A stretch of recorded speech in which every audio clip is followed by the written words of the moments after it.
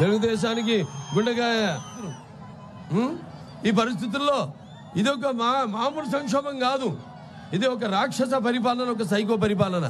మనం పురాణాల్లో వాటిలో చదివాం ఏదో రాక్షస పరిపాలనలో అని, కానీ వాటి చదివిన దానికంటే కూడా ఇక్కడ మనం ప్రత్యక్షంగా చూస్తున్న దాని ముందు అవి అసలు దిగుతుడుపు అనిపిస్తుంది ఇవాళ ఉన్న ఈ యొక్క రాక్షస పరిపాలన ఇక్కడ. అందుకే నాకు ఒక పద్యం గుర్తు వస్తుంది.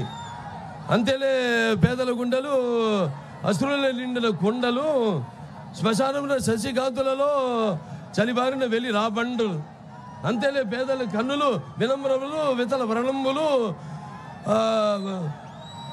తుఫానుకు బెడిసిన గోమాత కన్నుల చెమ్మలు, అంతేలే పేదల బ్రతుకులు తిరిపమ్మున పిడికెడు మెతుకులు తెలివారని, దీర్ఘ ఆర్తిలో తల పగిలేటి తలపుల గతుకులు అని. ఇవాళ మనం గతుకులు చూస్తున్నాం ప్రతి ఒక్కళ్ళ జీవితాల్లో. ఎక్కడ అభివృద్ధి లేదు, మన రాష్ట్రం చూస్తున్నాం ఇవాళ. మరి ఆనాడు ఎన్టీ రామారావు గారు, చంద్రబాబు నాయుడు గారు తర్వాత మన ఉనికిని కాపాడారు, మన ఉనికిని చాటారు ప్రపంచానికి. అటువంటిది ఈనాడు చూస్తున్నాం ఎంత దుర్భర పరిస్థితుల్లో మన రాష్ట్రం ఉందో. ఈనాడు చూస్తున్నాం మనం. మరి ఈ యొక్క ఏదైతే ఒక అసమర్థ పాలన, చెత్త ప్రభుత్వం, అలాగే ఒక రాజధాని లేని రాజ్యం, బాధుడు ఇదేం కర్మ.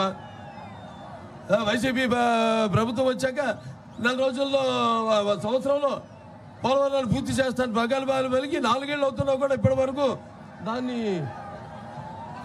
పూర్తి చేయలేని చేతగాని ప్రభుత్వం ఉండడం మన రాష్ట్రానికి పట్టిన ఒక మన దురదృష్టం, కర్మ.